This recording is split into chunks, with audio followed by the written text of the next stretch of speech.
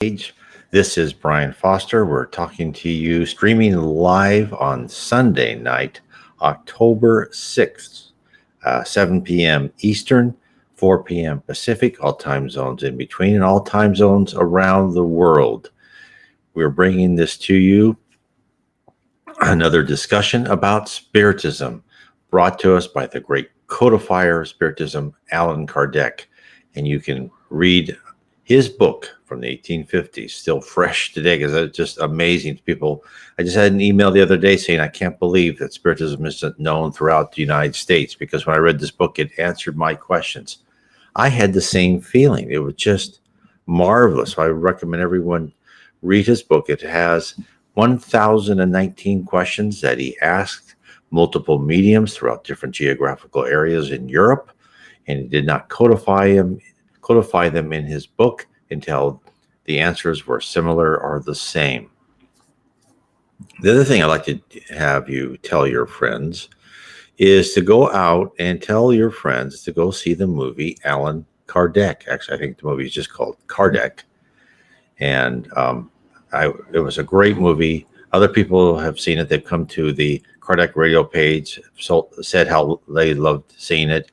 My blog page, Spiritism in the Spirit World Around Us, said they love seeing the movie. So please, it explains a lot about the life of Allan Kardec, what he went through, how he was pushed back by the church so he wouldn't bring the doctrine of Spiritism to people. We're told us about reincarnation and karma and many other things, and how we really are on earth to learn and to become a perfect spirit someday.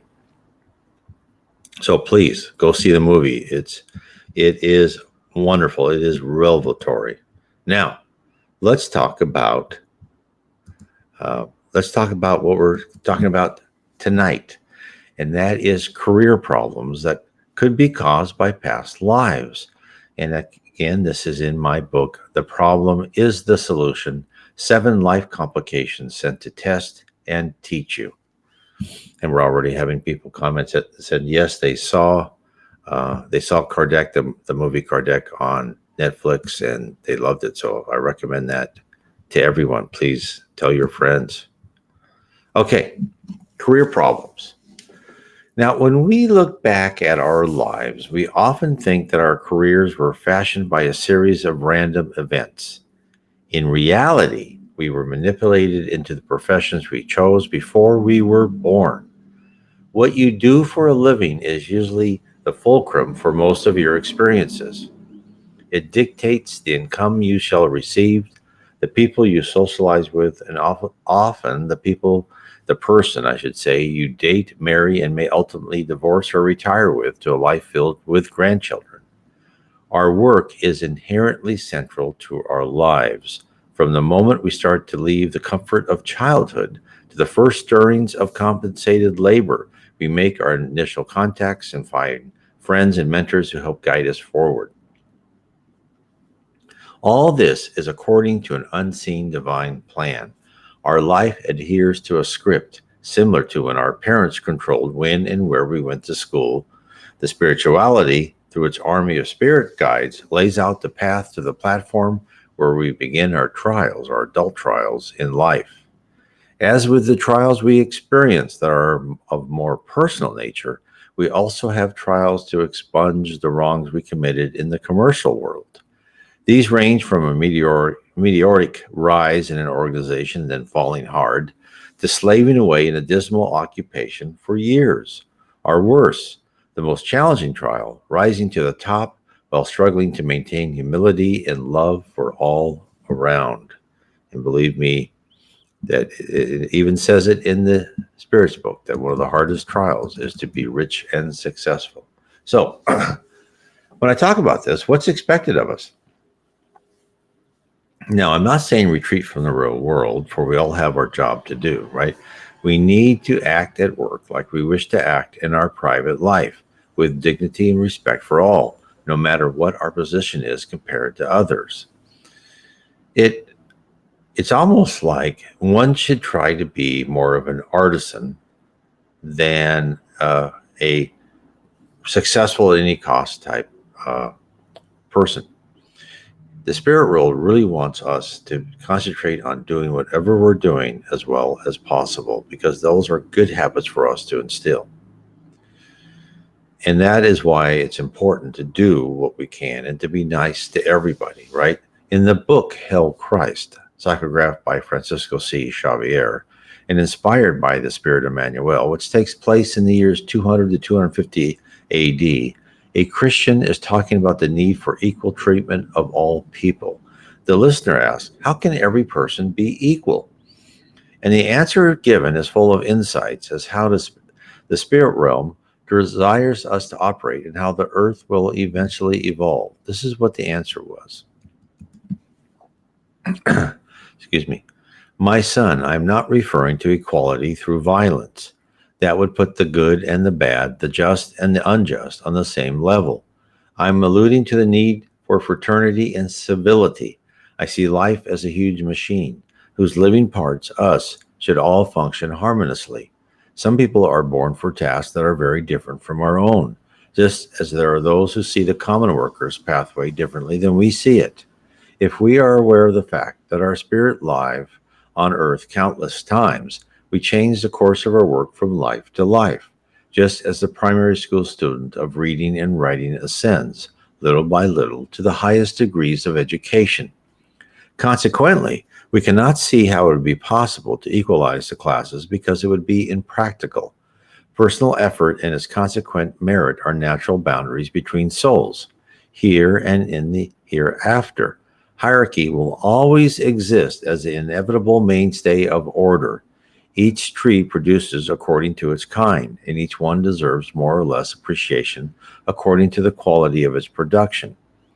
We can perhaps achieve the necessary balance in our understanding by replacing the words masters and slave with overseers and workers. And what is he saying there? Well, he's saying that all souls are on the path to ascend, but not all are at the same level at any one point in time. We are all at different levels of spiritual and intellectual maturity, depending on our life's plan and where we in how many previous lives and how much we have succeeded or failed or kept the same in previous lives. That's why there will always be managers and workers. Therefore, those which have superior experience and knowledge have the duty to lead those who have not yet attained the required degree. Nevertheless, all should be treated with love and respect. Notice how the explanation given to us includes the thought that personal merit exists here and in the hereafter. This telegraphs what we already know about spiritual society, that it is led by a meritocracy. Spirits who are leaders are in those positions because they deserve to be.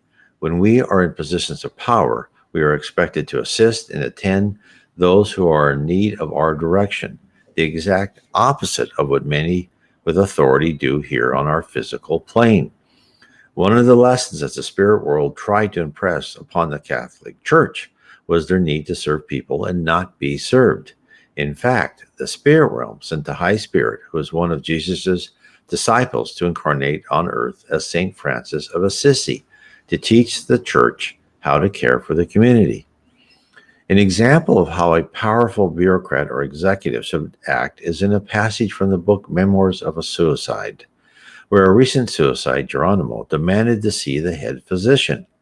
Geronimo wished to travel back to Earth to see his family. Those around him knew he really wasn't ready for what he would find, but he was unconvinced by what he was told and was ready for battle. So Geronimo thought he would meet with the haughtiness of earthly bureaucrats, stagnated with the foolish boasting they enjoy so much to which they are accustomed, and was amazed to perceive in those scrutinizing eyes the humility of a tear oscillating near the surface.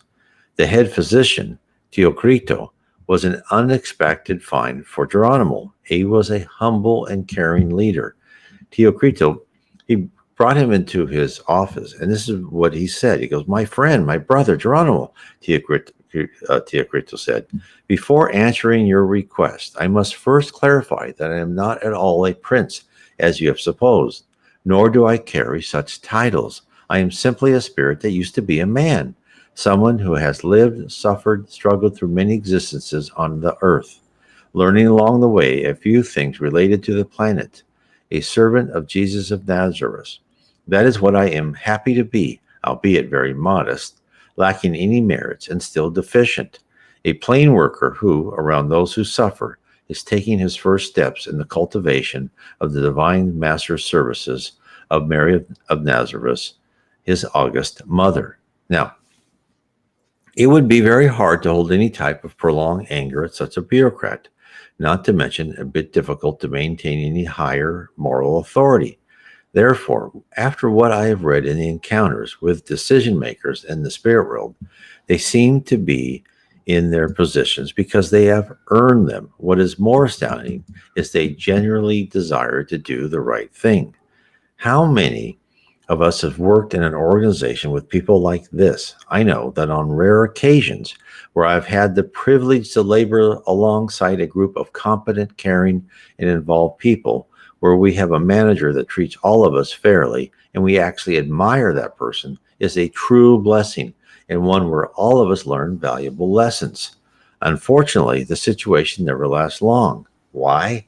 Well, I believe is because some power hungry, incompetent, but politically astute individual eventually maneuvers our bright, shining leader into an unfair political fight and takes over. I have seen this happen occur too frequently. Now, am I blameless? What have I done? Well, this is the part what was actually the hardest for me to write and the hardest for me to talk about. I have committed most of what should not be done. So I have rose from the ranks from a programmer to system analyst to development lead to project manager over multiple disciplines to director of R&D, vice president, and I've gone back down again. I have schemed, hoped for the worst for my competitors, and generally been the opposite of anything close to fraternal. Early on in my career, before I became a spiritist, I recognized the zero-sum game. There are only so many top slots, and to gain a position, others must be removed. Did I feel bad doing this? Well, yes, I did, which made me less effective, against those other guys and women who didn't feel bad at all, because I perceived other more rapacious rivals who never hesitated to put it in the knife and turn it just to make sure the carcass was dead. So let me list the methods I utilize. For first, gossip. I reinforced negative attitudes. Very unfair of me. I withheld assistance when I could have helped to right the ship. I didn't because I believed I would have gained a better chance for advancement, for remedying a failure. I used people to promote my own career. I knowingly forced staff to work overtime for long hours, past the time where they could work efficiently, just to show management how hard I could push a team. I created false alarms to highlight my capacity to fix problems. I suppressed real problems in the hope they would disappear, at least give me time to lay the blame on others. I bailed out of a company when the going got tough. I laid off perfectly good people in the quest to make more profit.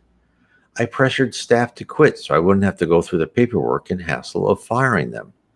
I'm not even detailing the routine requests that come down to management that must be implemented, such as laying off expensive employees to hire cheaper ones, or move whole departments offshore, causing great anguish to many displaced employees, or what I hated, one of the worst, being forced to grade on a curve and deliberately give a bad review to an employee because he or she is at the bottom of the list, even though they may perform their assigned functions perfectly fine, not just as well as their coworkers. I've always believed there's usually, most of the time, something everyone can do. Now, I will say that some people should be uh, fired for not doing their work correctly or not wanting to do their work correctly. I've seen several instances of that when actually it was good for them to learn that lesson. But now I understand the necessity to cut when the company is in trouble or times may be signaling rough waters ahead. But in today's modern corporation, the quest to increase profits, thereby making the CEO, executive management, and Wall Street profiteers rich, is more important than common decency. This is not an indictment of capitalism. Since scenarios I have described exist in even worse form within governments, socialist economies, and remaining workers' paradise like Cuba and North Korea, where freedom is severely curtailed, or you're lucky just to lose your job instead of getting time in the gulag or the firing squad, or even worse right now today, well, maybe not worse, but Venezuela, where people are starving under the incompetency of government workers. I'm speaking for myself and each one of us individually. What I just said is my personal indictment, an individual rap sheet for all of us in this arena. At each step up the ladder, the necessity to attack rivals, protect your turf, abuse staff, and follow destructive orders unfortunately becomes more pronounced. Whereupon, at some point, acting in a dishonorable manner becomes second nature and leaks out into your personal life. Now, all of which I wrought slowly built up a reservoir of brackish water within my soul. I grew fat, eating this out of my conscience. I had high blood pressure and headaches as a result of the stress of acting contrary to what I knew to be right and moral. I did not like myself or others around me. My childhood dreams of being a person that people looked up to were dashed. I, who wanted to be a hero, was in some cases, actuality, a villain. Not a world class culprit, but a minor irritant to the progress of the world. My example would never be held up to anyone as an example of good conduct. In the quest to be part of a better world, I had marched us backwards, not forward. Finally, as I'm sure I'm telling you my story, after accepting my failure, I decided to work at what I could, making enough to feed my family, trying to do no harm and to help the directives of whatever company I worked for to the best of my ability. I tried to stay down in the low ranks of management to the level of individual contributor became my goal. I am poor. No one sees me as successful, but I'm happier. I am content with my surroundings. I'm loving my family, trying to be of assistance to those I work with are my current goals, although I am retired at this date. Not retired rich, retired very modestly. I strive to be humble, only occasionally successful at that task, and to not let myself be envious of the glitter beamed from every screen and the parade of better goods and methods of transportation that I still sometimes desire. It is so important for us to recognize that I'm not speaking about society of a whole, I'm speaking about each one of us. And when we talk about capitalism and the movement of goods, there's nothing in the spirit world. Has said this many times. There's nothing inherently wrong with that. There's nothing inherently wrong with making a profit. There's nothing wrong with the efficient method of moving resources around versus the socialist or communist method, where you have a lot of even worse people with no attachment to any moral authority whatsoever. What I'm trying to say is each one of us need to be morally correct.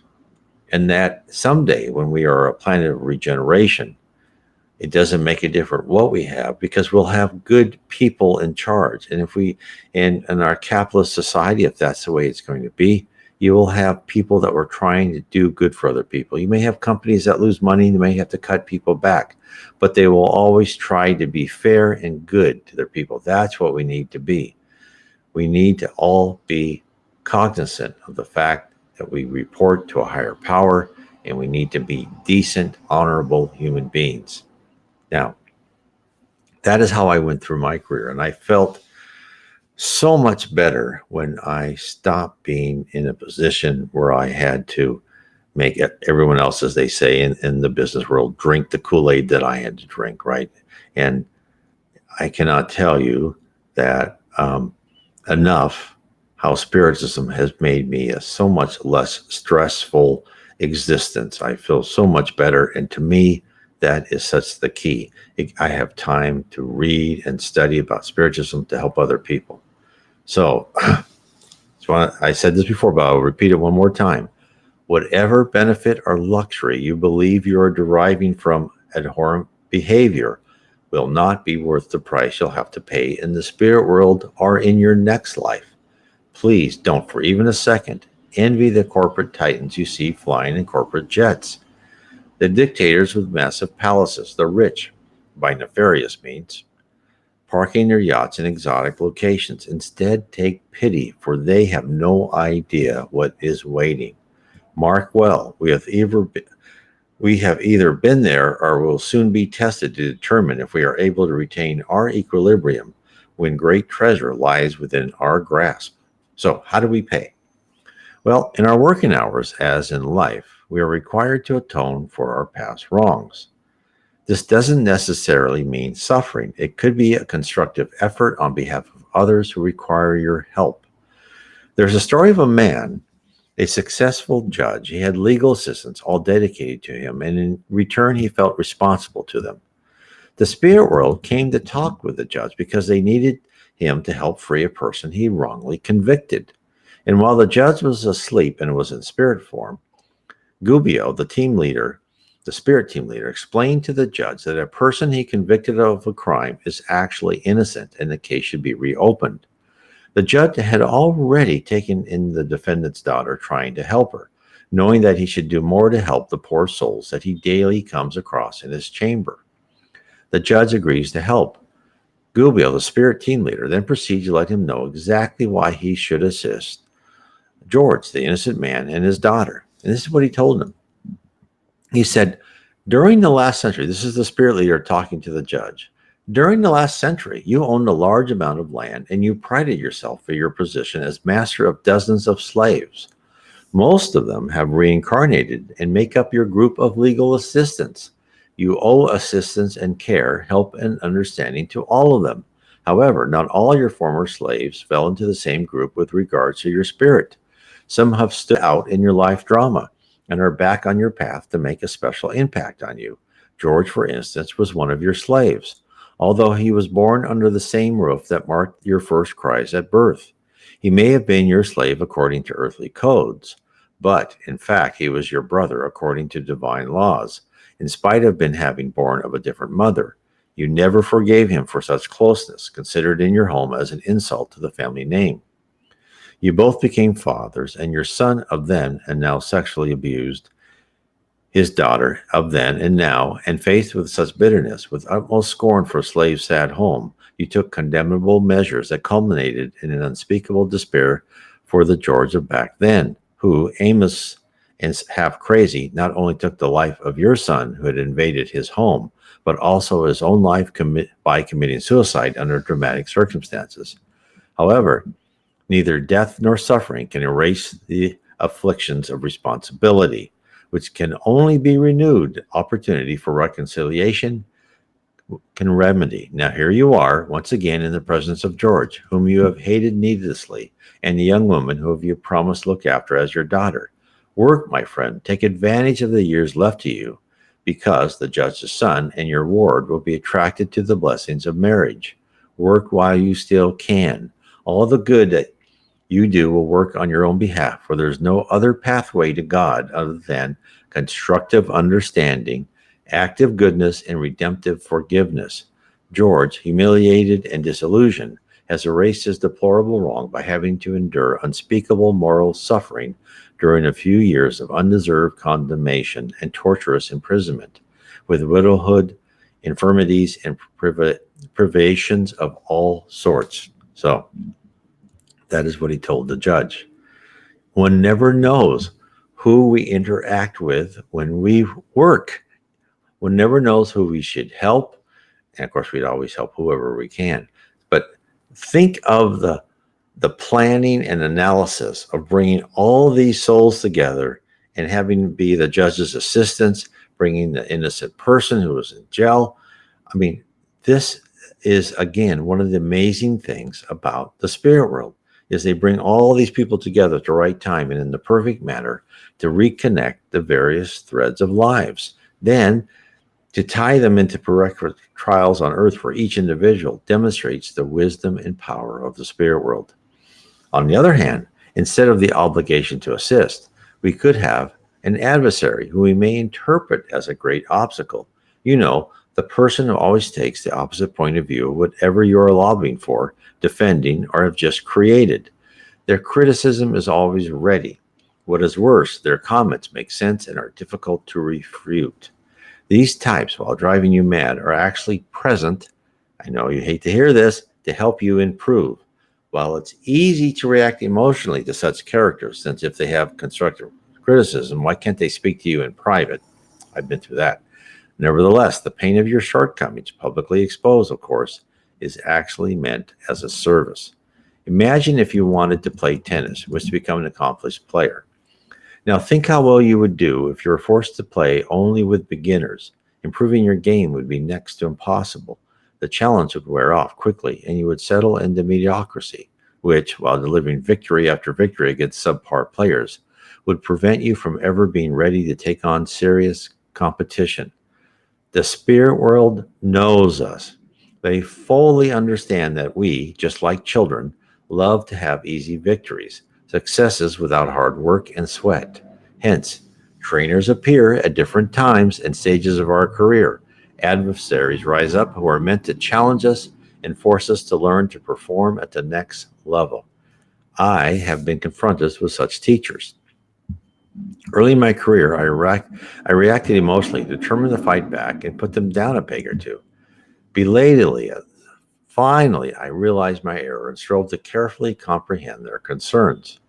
I found out that shining the light on defects wasn't directed personally at me, but at what I was trying to achieve or build. By using productive comments, I learned to analyze my projects at a deeper level, thusly improving my performance. Taking the squeaky wheel and turning it to my advantage was the lesson that I needed to acquire.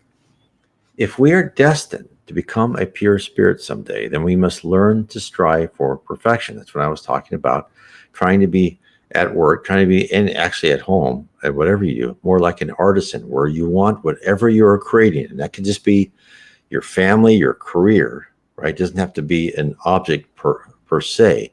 Is to make that as perfect as possible, to make something beautiful out of it. We must dig deeper to uncover fault lines and potential pitfalls in whatever we do. We need to learn to take comments and constructive criticism as important steps in building a lasting edifice. Now, another thing that can happen to you at work is betrayal. Nothing is more disheartening than being deceived by a person who actively plans your demise, who plots to replace you with themselves or one of their lieutenants. In this case, it is most probably an example of what you have done in the past, as happened to me. Thankfully, you've been allowed to see firsthand the result of such destructive behavior, how it benefited no one but the person scheming. And of course, it won't benefit them in the long run. You know, you do not have to ever worry about taking your own revenge, right? It's not going to work. And revenge is a punishment. The spirit world doesn't punish, they educate. In some future life, or even later on in their own career, it will happen to them and they will learn the effects of it. Plus, sometimes when they do that to you, their victory doesn't last long. Their incompetence and double dealing reveals itself for the world to see. Other times, it is the beginning of a successful career, at least from the outside world, built on the carcasses of co-workers. I have seen both. I no longer waste my effort in hating those who are dazzled by potential riches, those who will stop at nothing to satisfy their ambition. I have been there too in my present and past lives. It's a lesson that is hard to absorb. The allure of power, money, and the benefits it can buy is irresistible at times.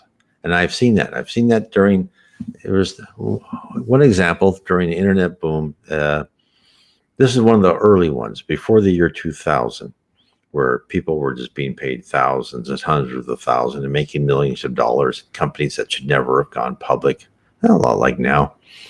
And they would sell their own mother to make that extra 5 cents per share.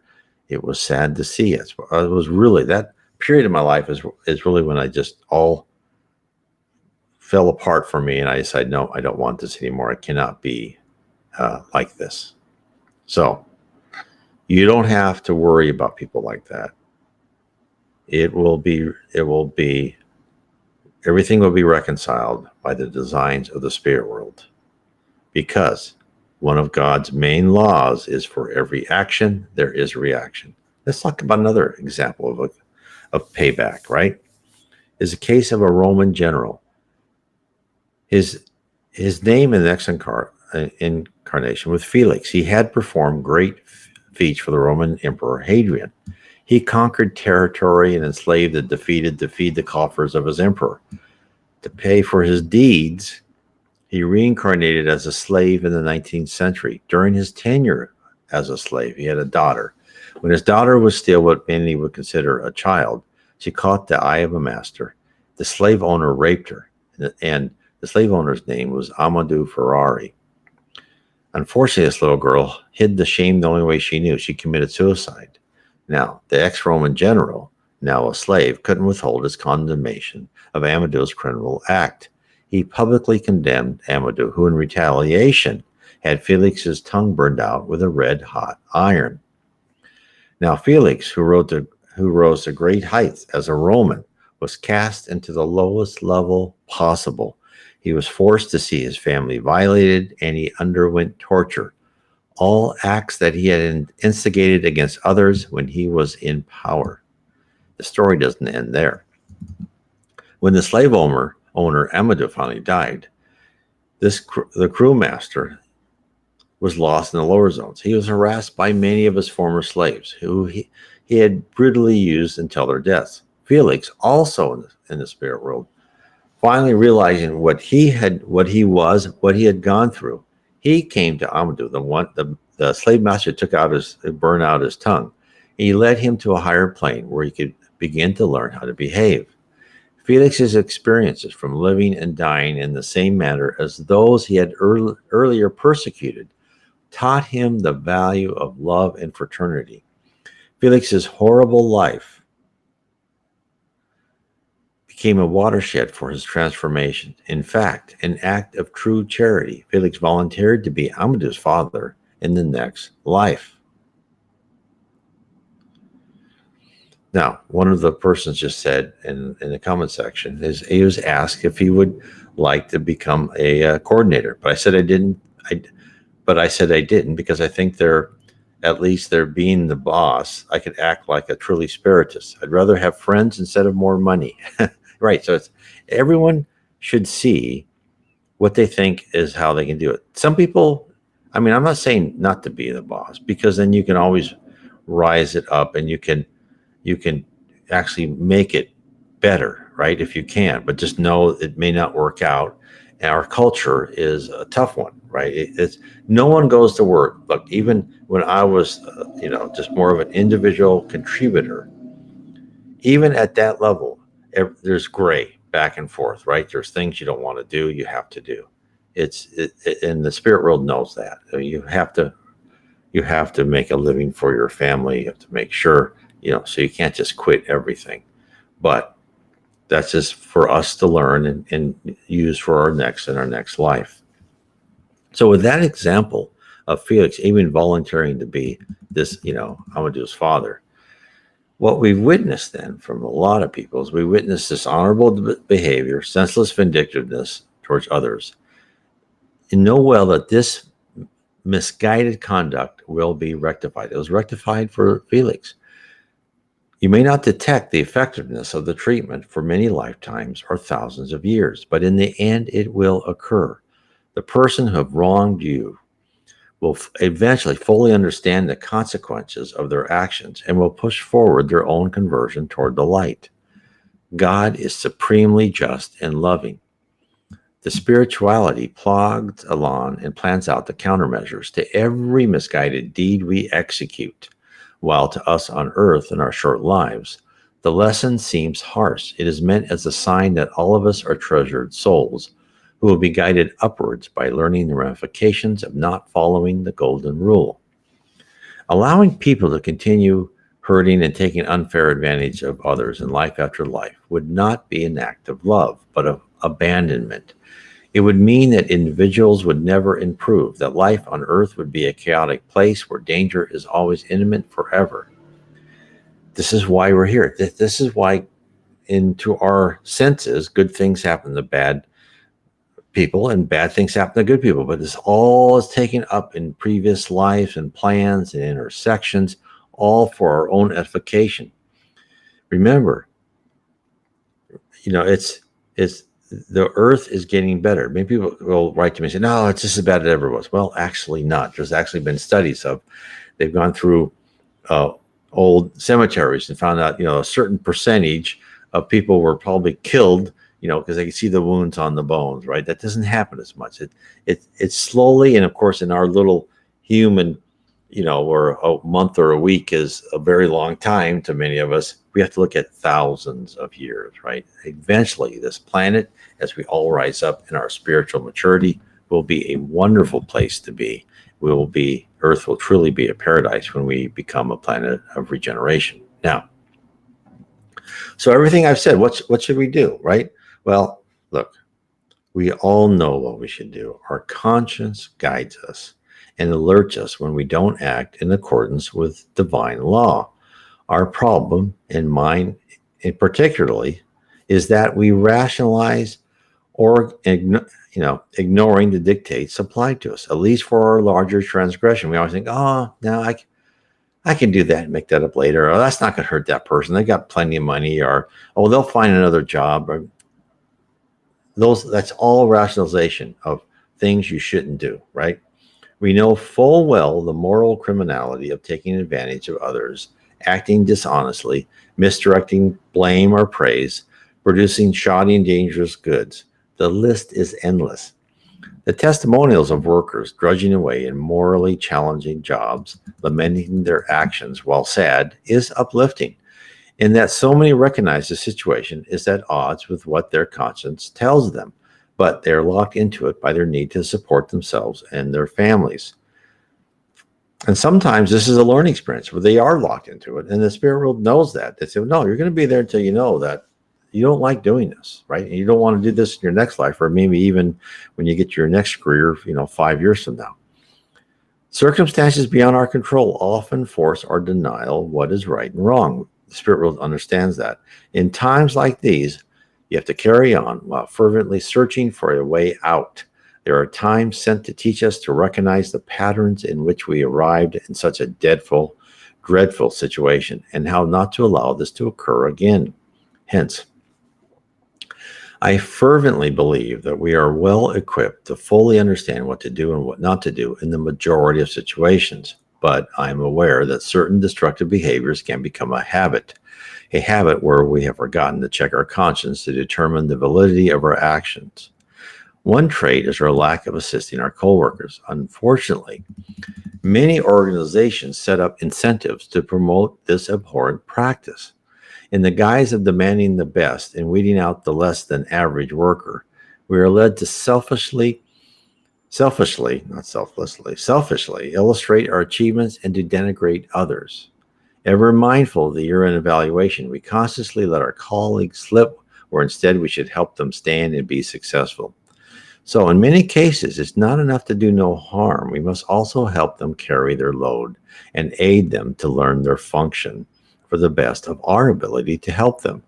Practicing fraternity in a competitive work situation is a dramatic gesture of your moral worth. Believe me, it's hard because you're weighing the raise pool, right? And of course, the culture of our companies now is like, no, we only want to give a raise to the top, X percent, and the other people now they get nothing, or they slide it out. They definitely try to set up people against people. Very unfortunate. Not all companies, smaller companies don't usually do this. It's the big companies that all, adhere to whatever is the cultural fad at the time. So if you do help other people in this environment, the spirit world will evaluate your altruism in your favor. And more importantly, you'll look back at your life secure in the knowledge that you did the best you could and rose above the petty divisions encouraged by lesser beings. There will certainly be circumstances where a person should be fired, right? I have disciplined and even fired people where I felt I was actually doing them a favor. Some workers won't take direction and refuse to learn realities of hard work, either by a reduced output or performance, absence, attitudes that make coworkers uncomfortable, or various factors. Some people won't take advice and need a push out the door. So I'm not saying to be a pushover, right? I'm saying that sometimes you have to focus yourself being indignant on some of these people, and sometimes they need to be, maybe written up or disciplined or even out, right? So I'm not saying you can't use your common sense. So, and those individuals that cross your paths as part in when they weren't doing a good job is one of their trials, and you served unknowingly probably as their instructor. Now, another bad habit is gossip, and I realize this is one of the great pleasures of work. And the cutting down of coworkers or management, which is my favorite, of course, is not how the golden rule works. We forget that we wouldn't like people to sit around and point out our faults. Of course, we have none, right? Hence, we shouldn't do this to others. My confession is that I still occasionally slip multiple times a day at certain periods. Therefore, I realize this is a very difficult habit to break, but I have gotten much better. If you just cut yourself off when you start thinking of this, then it makes it much easier. And I try and follow the advice of Socrates, who lived in ancient Greece from 469 to 399 BC. And Socrates was widely lauded for his wisdom, and he espoused many of the same beliefs that Jesus would present to the world 400 years later. As relatively young spirits, we need to control our thoughts and not speak ill of others. In fact, we should seek out times to speak well of others. Socrates gives a great lesson on gossip. And remember, this is 2,400 years ago.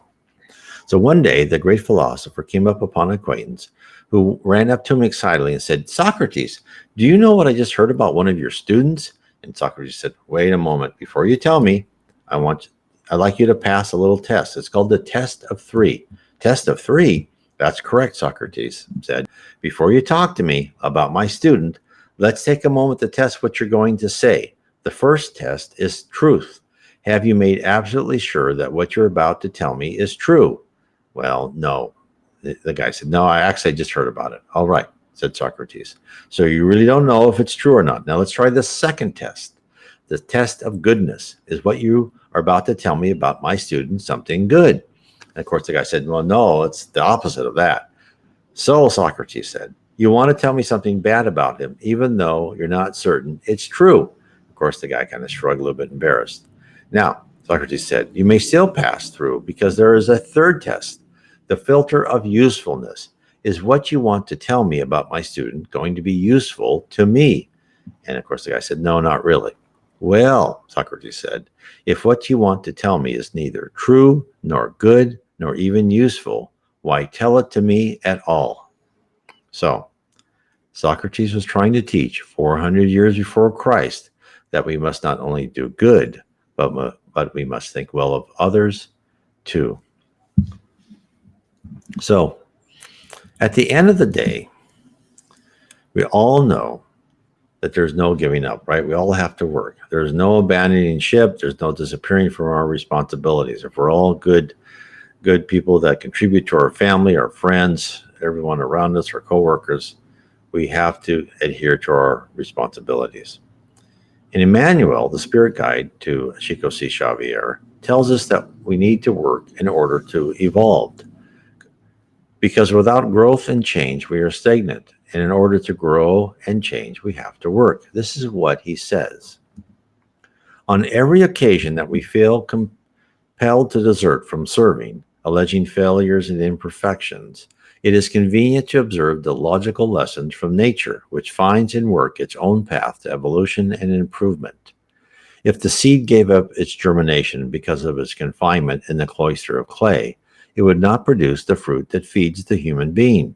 After all, the attention it receives from the fruit grower is in direct proportion to how it produces. If the rose bush decided to prevent its own flowers from blooming because of the thorns transfixed along its stems, it would not produce the roses that embellish the world so much. Again, it gathers only as much care from the gardener as it produces in flowers. If the spring denied the soil its benefits on the ground that it would have to run through mud and stones on the riverbed, if the metal decided to betray its own utility in supporting the boiling crucible, if the animal persisted indefinitely in its refusal to be tamed, alleging the extreme aggressiveness still persistence in its behavior, and on it goes, all of us, incarnate and discarnate spirits alike, in the evolution here on earth are at the moment far from the angelical condition, much in the same way that other elements in nature are still infinitely distant from the human conditions. Indubitably, due to our ability to reason, we have a duty to improve ourselves on a constant basis. But it would not be licit for us to allege defects and incipients in order to flee from collaborating in the construction of goodness for the benefit of all, since we are observed and appraised towards the superior life by the extent we seize the opportunities to assist in our lives. Therefore, in our work, let us love the dispellant of all shadows that are still attached to us in the domains of the soul. Let us be convinced that in all districts of the universe, perfection is the final aim for all creatures in all things. Nevertheless, for the adequate execution of such perfection, work is an inexorable process. Hence, whatever smooth or rocky path has been selected for you in your career, it is the road which leads you to your perfection by the most optimal route. While this concept may seem fantastical to many, it is the plan.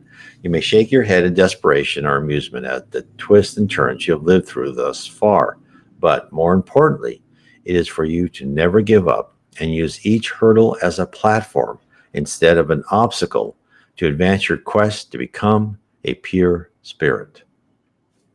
So, I want to thank everyone for being with us tonight. And again, I'd like to anyone who wants to go further in studying Spiritism, I'd like to give you some tools to help. One, you can go to my blog at nwspiritism.com. There are plenty of articles there. There's links to my books on the right-hand navigation side. You can also go to the site spiritismstudy.org. You can use that to get an appointment with myself or other spiritists, and we'll just talk to you. I just had to email the other day, and what I'll say is, can I talk to you? Let's say it's 6:00 on Tuesday or whatever, and I'll say yes. And here's my WhatsApp number, and here's my Skype name. Let's do a quick test to make sure we can connect, and then we'll talk. And there's no obligation. There's no nothing. We'll just talk. And whatever path you want to go through, any help you need, I would be more than happy. I love talking about Spiritism to people. There's nothing more pleasurable than that. Also, if you would like to learn more about the spirit world, about the processes, the inner workings, my book, Heaven and Below, it's a book one of 3 books, Heaven and Below. Then the second book is Spirits in the Spirit Universe, and the third book is How We Are Guided by Spirits. Gives you an insight into this process of the spirit world, not only in the lower levels of heaven, in the lower regions around the earth and the dark abyss, but also the higher levels. And this is information I have not seen anywhere else but in the books by the Reverend G. Vowell, and I have not seen this information in other books brought by Alan Kardec or Yvonne Pierre or Chico Xavier. And this tells us a lot about the educational process of heaven, how we rise from one level to the next, how we go through different colleges in one level of heaven and then rise. It tells us so many things. It tells us different career paths. I've only known one, but they say there are many. There's many things I don't know. I'm not telling you it tells you everything, but at least it gives us a little bit more at the peak hole of what we can see. We here, frail humans on earth, can see what it can in heaven. It tells us about how Jesus is active in the spirit world, how he is the governor of our planet. He is always there. He meets with people. He motivates people. He's there congratulating people when they rise up. It is just amazing to think what life is like in heaven. And by reading these books, this will give you a preview of how things work. And hopefully what this will do is motivate you to study more and start changing your character, because that's why we're here. We're here to reform our character. We're here to rip out the primitive emotions and replace them with good emotions. So I want to thank everyone for being here tonight. It's been wonderful. And remember, I will be on live streaming on Spiritism and the Spirit World Around Us Facebook site on Wednesday night at the same time I was here, which is 7 p.m. Eastern, all the other time zones. I'll be on the Spiritism and Spirit World Around Us on Wednesdays and the Kardec Radio on Sundays, all at 7 p.m. Eastern, 4 p.m. Pacific. Anyway, good night and God bless to everyone.